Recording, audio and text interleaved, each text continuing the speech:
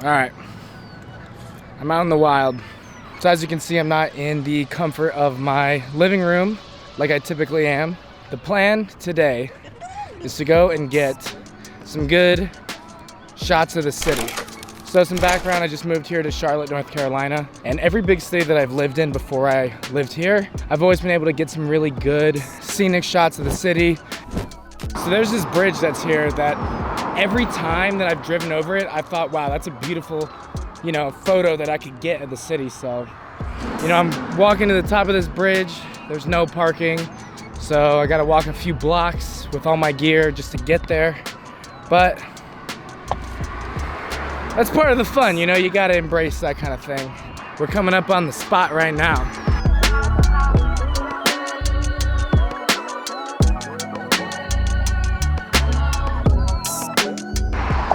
Here's the idea for the spot. So came out here a little too early. The sun is still setting. Still probably got about 40 minutes until the sun goes down. I'm just gonna shoot some digital stuff for the meantime. Try to get some good golden hour stuff.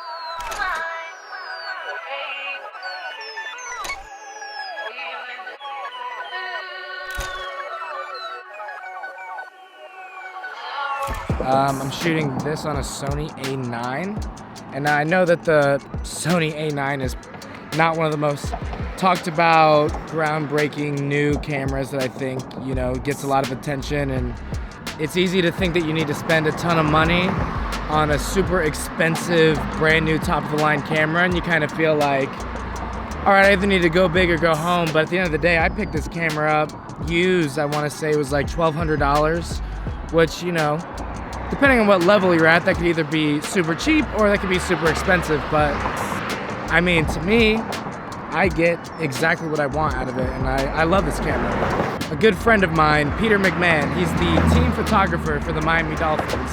He once told me that a skilled photographer is going to be able to get much more out of an amateur camera than an amateur photographer is going to be able to get out of the top of the line camera. The contrary to this is what we're going to be shooting our film landscape on today. This is the Minolta X700. I want to say I picked the camera body up for like less than $100, maybe around $100 on Facebook Marketplace. I was also able to get a pack of 3 different lenses, including this lens that I'll be using today, for like $100 or even less. So camera body plus lens, we're talking around $200, $250 at the high end. The film that we're going to be shooting on is Cine A7SIII tungsten, which this is my personal favorite film to shoot on. You've got the red halation that goes around the highlights, and it's just a classic film. And I think it's perfect for cityscape. Anything where you got neon lights, this is money. And it is literally money, because I think this is like $18 a roll now, which is so much higher than it was when I first started shooting film.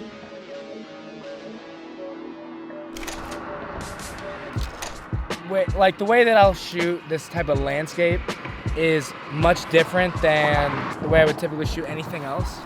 You really want to make sure everything's in focus, so you want to bump that f-stop up to at least 5, 6, maybe even 7 to 9, depending on like if you're trying to get really everything in focus. And the same thing with shutter. Even if you've got your camera on a tripod, you can lose sharpness on very far away subjects, which in this case the city is over a mile away, maybe a little bit more. When you're shooting at that type of distance, you want to make your shutter speed a little bit faster to kind of compensate for that distance.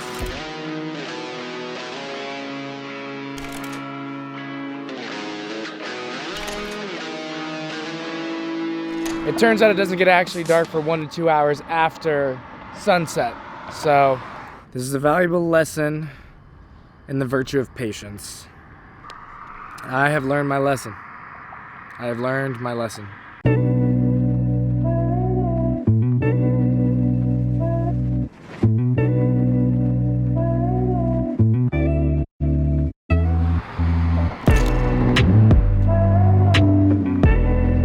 If you do decide to get one of these cameras and it has a built-in light meter, just know the light meter can't distinguish what you're trying to see. So for me, I'm aiming at the city skyline, but there's a light sitting down right here at the train tracks that's really close to me, and so because it's close to me, it's brighter in my frame.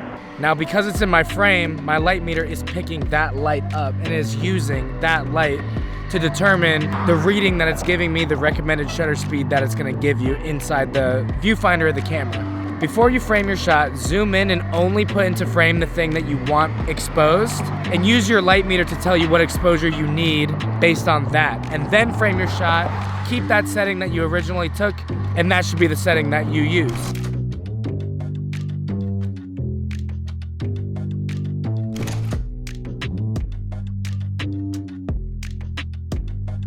All right, so a couple little things that are helping me out here. Number one, manual focus. I'm able to kind of dial in that I want the focus to be on the buildings. I went ahead and opened up all the way to F11 just to make sure that everything is going to be in focus. Even if I'm a little front or back focus, I still should have a completely sharp image.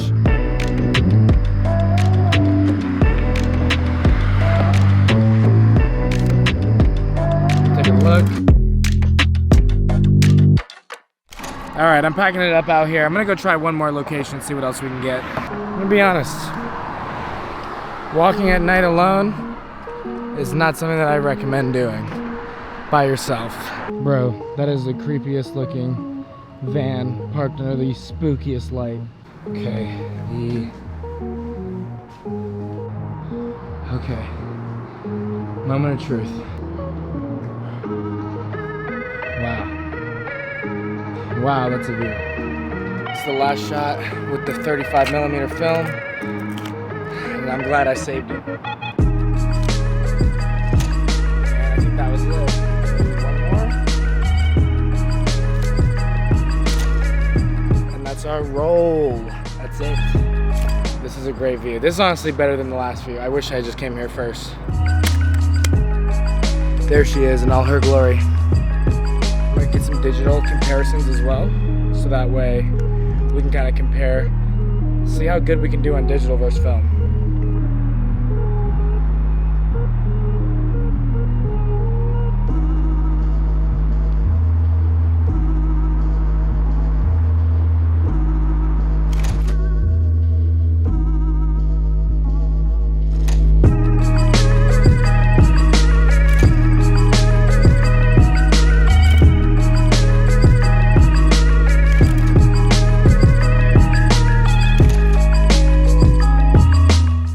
Alright, so I've made a safe return to the vehicle. I think we got some good stuff. Man, if you're ever gonna do something like this, definitely go with a friend. You don't want to be walking around in sketchy places by yourself, especially with a bunch of expensive camera gear. So that was a lesson learned.